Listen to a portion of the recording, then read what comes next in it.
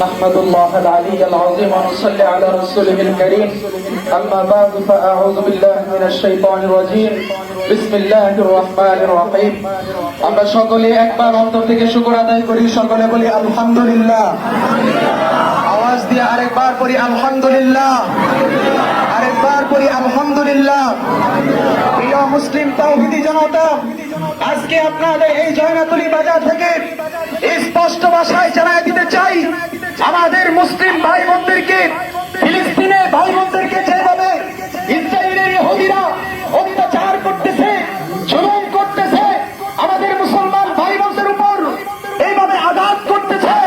আমরা মুসলমান হিসেবে এটা সহ্য করব না ঠিক কিনা জোরে বলেন